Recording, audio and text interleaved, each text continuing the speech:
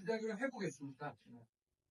저는 사실은 이제 전에까지 기후에 대한 이슈를 공부하다가 이 기후 이슈를 공부하면서 제일 먼저 직면한 문제는 경제 문제였어요. 과거보다 훨씬 더 장기적인 가뭄이 지속이 된다거나, 그 다음에 바람이나 이제 이런 극단적인 날씨가 반복되게 되면, 기존에는 작은 산불로 우리 과거에 어렸을 때 저도 생각해 보면 산불 4월 달하고 11월 달에는 흔히 났는데, 과거에 흔히 났던 산불이지만 그때하고는 사이즈가 상당히 다른 규모로 엄청나게 큰 재난으로 변하는 과정들을 이제 많이 보게 되죠.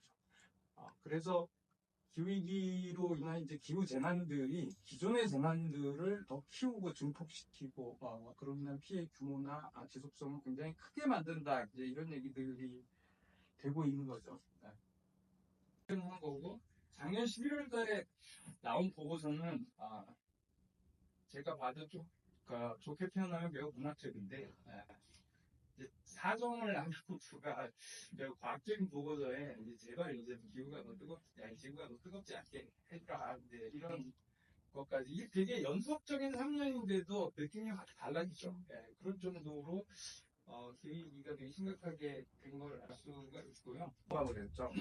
작년, 그러니까 물론 유엔에서 얘기하는 1.5도 기후위기 안전 한계선이라고 하는 건 이제 보통 한 10년 평균 정도를 보기 때문에 적어가지고 넘었다 이렇게 표현하기가 어렵지만, 연간 기준으로는 사상 처음으로 1.5도를 넘어버리고요.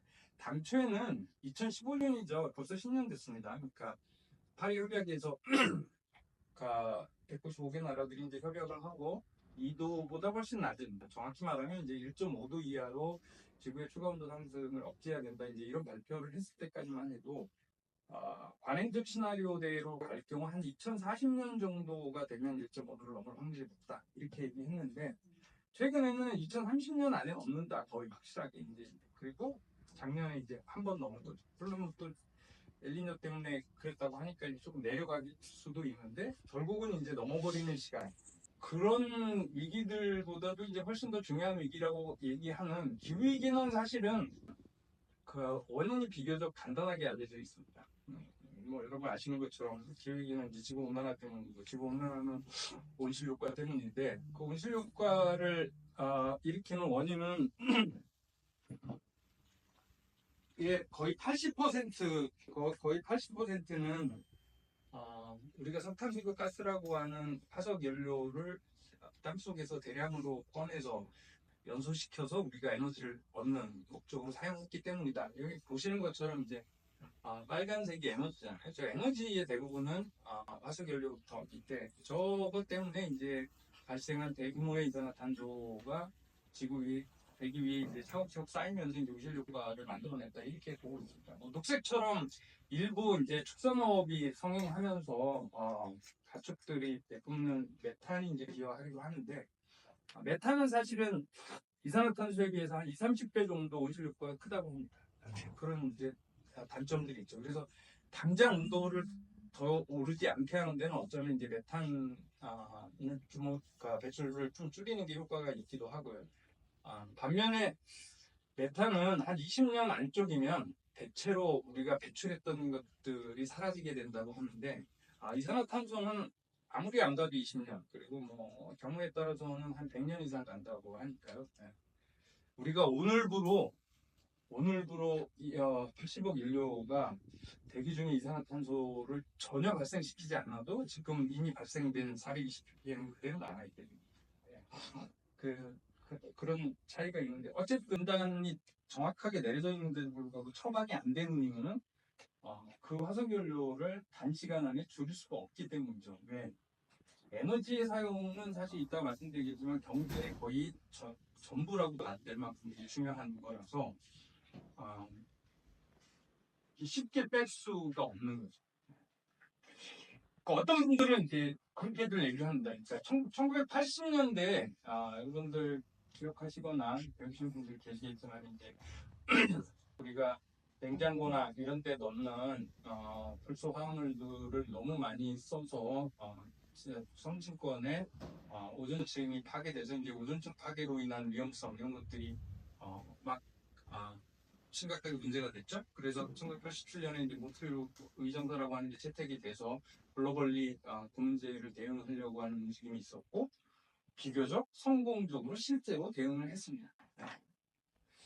그리고 그 후에 이제 산성비라든지 이런 문제들도 조금 있어서 그런 부분들도 이제 90년대 글로벌리 대응하려는 노력들이 있었고 나름대로 성과가 있어서 주로는 그런 거에 페널티를 글로벌하게 주는 거죠. 과세나 이런 형태를 주는 건데 그렇게 하면 저것도 기후도 되지 않을까 이렇게 생각을 했는데 거기는 되게 심각한 착각이 하나 있죠. 왜냐하면 불소 화물은 안 쓰면 물론 이제 냉장고 가격이 좀 올라가긴 하지만 안 쓴다고 인류가 먹고 사는데 치명적인 문제가 생기진 않아. 그리고 산성비를 일으키는 뭐 아원산가스나 이런 것들도 다른 원료로 대체하거나 줄이거나 이런 게 얼마든지 가능해요. 근데 에너지는 얘기가 나. 에너지는 그거를 빼는 순간 그거에 동일한 수준의 대체 에너지를 우리가 찾지 않는 한 에너지는 우리가 안 쓰고 살 수가 없는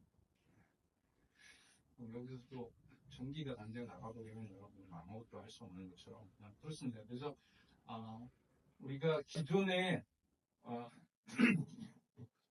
오존층 파괴라든지 안성비와 같은 환경 문제에 대처하는 거하고 화석연료 에너지하고 직접 관련이 있는 기후 대응을 하는 거는 이제 레벨이 다른 얘기다. 이제 이 말씀을 드리려고 하는데요. 저는 두 경지 이슈가 공통적으로 다르지 않은 문제는 사람과 자연의 문제가 가지고 경제 문제에 중요한 축을 그러니까 이루고 있다고 하는 사실을 생략하고 있는 거죠.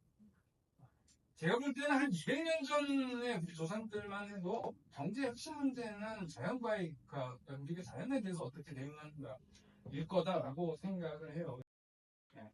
여기 보여드리는 것처럼 생산 차원에서 보더라도, 기후를 위해서 확 줄여야 되는, 축소돼야 되는 산업 분야나 기업 분야들이 있는 거고, 반면에 재생에너지나 뭐 이런 쪽은 엄청나게 빠른 속도로 팽창을 해야 된다. 그러니까, 더 환경 친화적인 기업들은 지금보다 더 빠른 속도로 팽창해야 되고 어떤 기업들은 줄어야 되고 어떤 기업들은 새로 만들어져야 되고 그런 거죠. 그래서 탈성장이라는 컨셉이 모든 기업들이 다 정체되고 뭐 이런 거는 아니다라는 거고요. 소비도 마찬가지입니다. 소비도 우리 환경과 기후를 위해서 소비를 줄여야 돼. 평균적으로는 맞는 소리인데 이제 어떤 분들은 이제 과잉 소비하시는 분들도 있고 과소비 하시는 분들 뭐 그다음에 사치제나 이제 이런 거 하시는 분들은 많이 줄여야죠. 근데 지금 이 순간에도 어떤 분들은 기본적인 소비가 안 되어서 이제 여러분들 거듭 고민하시는 것처럼 이제 복지를 통해서 기본 소비를 충족시켜야 되는 사람들도 있습니다. 그 사람들은 오히려 소비를 늘려야 돼요. 제가 여기는 아마 안 써놨을 텐데 몇 년 전 최근 자료가 없기는 한데 몇 년 전에 이제 여러분 잘 아시는 토마피케티나 이제 이쪽 세계 불평등 랩 사람들이 소득 불평등하고 환경 불평등을 평가해 봤습니다. 그러니까 그 비교를 해봤는데 교차해 해봤던 결론은 한국 기준으로 보면 이렇습니다. 한국의 평균 1인당 평균 온실가스 1년 배출이 한 14톤, 지금 한 12톤 정도로 줄었을 텐데 우리들이 평균적으로 12톤, 14톤 이렇게 배출합니다. 기체가 톤수로 계산되니까 저도 느낌이 별로 안 나요. 근데 틀림없는 거는 한국 사람들이 온실가스 배출 굳이 많아요. 전체 국가는 이제 크지 않으니까 그런데 대한민국 국민들보다 온실가스 배출을 많이 하는 나라 국민들은 몇 나라 안 돼요. 제가 알고 있기로는 미국하고 캐나다, 북미 쪽에 있는 사람들이 딱 봐도 자동차에 많이 걸어 다닐 것 같잖아요. 거기 말고는 거의 없습니다. 우리보다 선진국인 독일과 일본 국민들, 우리보다 선진국이고 같은 제조국가인데도 거기 1인당 평균 9톤에서 8톤 정도밖에 배출하지 않습니다. 그러니까 그 순간 석탄 가격은 떨어질 거다. 근데 석탄 가격이 떨어지면 전에는 석탄이 비싸서 석탄을 못 쓰던 사람들도 석탄을 새로 사서 쓰게 될 거다.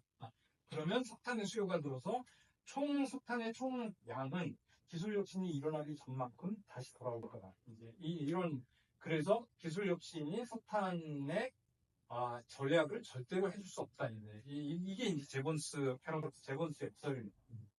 이거 사실 160년 전에 개발된 거지만은 대한민국 사람들 아마 모두 실제로 느끼고 있어요. 그죠? 만약에 그러니까 효율화를 시켜서 우리가 소비를 줄였다면 여러분들 가정에서 전기 요금이 옛날에 비해서 한 3분의 1 수준으로 줄여야 마땅하십니다. 왜냐하면 여러분들 집에 쓰는 TV 에너지 효율이 엄청 좋아졌습니다. 냉장고 에너지 효율이 무지 좋아졌고 세탁기 마찬가지. 근데 전기 요금이 안 내려갔죠. 왜 그렇죠? 옛날에는 27인치 텔레비전 하시다가 요즘에는 50인치, 60인치 이런 거야. 냉장고도 옛날에 막 300 이렇다라고 그러나? 그러다가 요즘에는 그 한 2배쯤 늘어났잖아요. 세탁기도 비슷하고 세탁기 위에 또 건조기까지 얹으시고. 그러니까 에너지 효율이 줄어드는 것 이상으로 규모를 키운 거죠. 자동차도 마찬가지인데 연비 엄청 좋아졌는데 옛날에는 소형차 타다가 요새 SUV 타고 이제 이러면은 총량은 줄어들지 않습니다. 재밌는 것 중에 하나는 올해 1월 달에 이제 AI 쪽에 딥시크 충격이 있었잖아요. 1월 20일 날 딥시크 충격이 있은 다음에 일주일 만에 엔비디아 주가가 거의 20% 이상 폭락했습니다. 우리는 이제 엔비디아 측이 폭락한 것만 알고 있죠. 왜냐면 이제 딥시크가 되게 적은 GPU 자원을 가지고 효율적으로 동일한 성능을 냈으니까 GPU가 그렇게 더 많이 필요하지 않을 수도 있다. 이제 이런 내용이 됐습니다. 근데 그때 동시에 폭락한 주가가 또 하나 있었는데 그게 뭐냐면 전력회사 주가였습니다. 네. 그러면 전기도 덜 쓸 거 아니에요. 이렇게 된 거죠. 그러면 전력회사 입장에서 그냥 매출이 줄어든다고 생각하고 그 전력회사 주식을 가지고 있었던 사람들이 팔기 시작한 거죠. 그래서 주가가 떨어졌는데 바로 전력회사 CEO들이 나와서 기자회견을 합니다. 뭐라고? 이런 식으로. 딥시크로 인해서 물론 전기를 적게 쓰게 되겠지만 그 전에 AI를 활용하시지 않던 분들도 이제 대규모로 AI를 이제 거의 공짜나 영없이 딥시크 같은 것들이 막 나오게 되면 엄청나게 AI를 더 많이 쓰게 될 거고 결과적으로는 전력 소비가 줄어들지 않게 됩니다. 그러니까 주주 여러분들께서는 걱정하지 마시고 주식 계속 들고 있으세요. 이런 취지로 얘기를 실제로 합니다. 그게 실제 파이낸스 타임즈에 나오고 있는데 그런 논리가 작동한다는 거죠. 그래서 생각보다 반도체 칩의 전력 효율이 좋아지거나 여러분들 자동차나 이런 것들의 효율이 좋아지긴 하는데 역사적으로 이때부터 150년 넘게 그 효율은 총량을 주지하지 않으면 그러니까 총 소비를 주지하지 않으면 총량이 증가하는 과정을 상쇄할 수 없다. 이제 이런 것들을 말해주고 있는 거고요.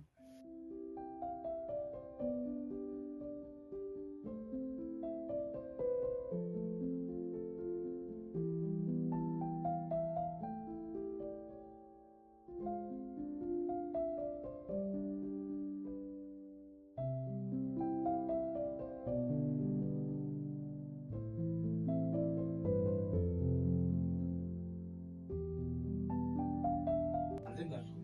그러니까 바깥쪽에 충격을 주지 않으면서 안에 빨간 거를 줄여나가는 전략 또는 반대로 안에 빨간 거를 늘리지 않으면서 바깥쪽에 빨간 거를 줄여나가는 전략을 세우는 방식으로 표현할 수 있다는 겁니다.